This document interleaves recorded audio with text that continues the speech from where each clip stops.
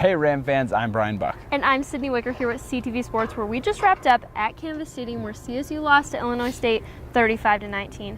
Brian, this was a disappointing game for CSU. Not the best for them to play, but it was a great game for Illinois State. Markel Smith had 125 all-purpose yards for him. He's a huge running back for Illinois State. 2 touchdowns, which is a huge lead for him. And James Robinson for Illinois State had 185 yards and 2 touchdowns for Illinois State. Their offense was just running over CSU's defense today. It was pretty impressive to see from their side of the ball, but not what CSU wanted to see or what they expected. No, definitely not. The defensive line was definitely a weak point for this Rams team today, and so was the offensive line. Defensive line allowing those 2 running backs, Smith and Robinson, to be as successful as they were. Both of them had plays of at least 57 yards in the second half, and they scored a touchdown on those plays. So that was the kind of thing that Illinois State was doing, running the football.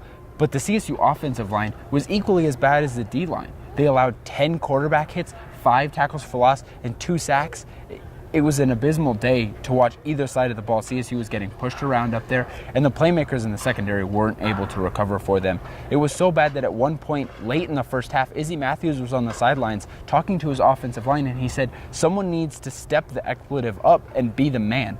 And that started to happen in the second half, but it was a bit too little too late for this Rams team. Yes, I definitely agree with you there. This Rams team has been known for being a fourth quarter kind of comeback team. And one of the things I was reading before this game is you never want to be one of those fourth quarter teams because that means you're always behind. And I think that's something that Izzy Matthews had said earlier this week that was quoted. But I really put that in perspective because you really don't want to be that team. And CSU has been known for being that team this year. So I wonder if that's taking a little bit of a tank for this team. But I know Coach Bobo did say in the press conference he was extremely disappointed in his team and the way they played today. I know you touched on this a little bit, but he said you can't come out here and play a game like this and then expect to win. And those are things that you can try and work on in practice and you can try to see improvement on, but his team just isn't ready and they're not at the level that they think they are. No, they're not. And one of the things he said specifically was he went into the locker room after the game and told the team straight up, you're not as good as you think you are. And some guys who had that kind of performance today that the fans could see black and white were the wide receivers. Now, a lot of players weren't playing well, but the wide receiver group, who we all expect and have seen in the past 4 weeks, not including this week, to be that kind of most talented, most consistent, most reliable group on this team, really didn't step up.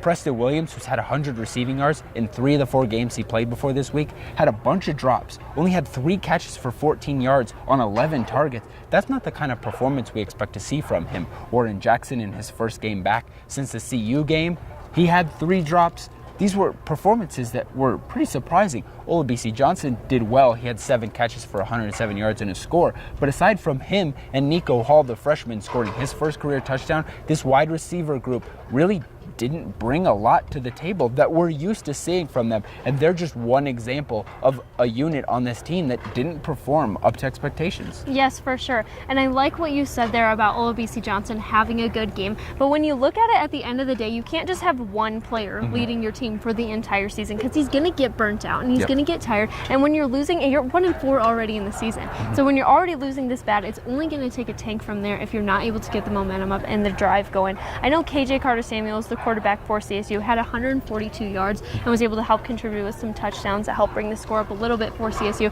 But we did see Colin Hill come in, the backup for KJ. He had 115 yards. He actually had a pretty impressive comeback when he came in here, I'd like to say. I mean, he's still recovering, and I think you can see that, but the way he was able to move with this offense was really impressive to see from him. Definitely. The way you say recovering. Physically, he's there, he's cleared to play, but you can tell mentally he might not be 100%. He might not be ready to be out on the field and take those hits. He looks like his feet are jittering a little bit, and that's something that just comes with time and repetition and getting him in games. I think that's why Coach Bobo has gotten him in so much.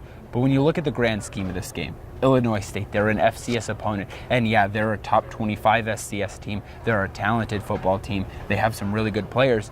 Losing at home, not just in a rough fourth quarter, but dominated the way CSU was today, is the type of loss that can set a program back a long time. Not just a mark of a bad season, but can set you back for years to come. It affects recruiting. It affects mentality. It affects coaches. If this CSU team doesn't figure out a way to kind of reset the tone, as Bobo was saying, start from square one in this bye week upcoming next week, and then start to play well in Mountain West play, it's going to be a long year, and it could be a long couple of years for the CSU Rams football team. Yes, the bowl game is something we've talked about is now definitely being questionable for CSU, which is unfortunate because they've been going for quite a few years now. But for them to come out here and not have that momentum anymore, start off the season 1-4, you're not looking at a great odds at keeping a drive going and getting something to turn around. But if they are able to fix things in this bye week, it would be a huge turnaround for CSU and their season. But they got a lot of Mountain West teams coming up. They got a lot of big conference play games coming up here. So they got to really put in the hard work this week that they have off and definitely take advantage of the time that they have to recover and to rejuvenate as a team. They do. Like we said, they have a bye week next week, and then the week after that they'll travel on the road to play San Jose State in their second Mountain West event of the year.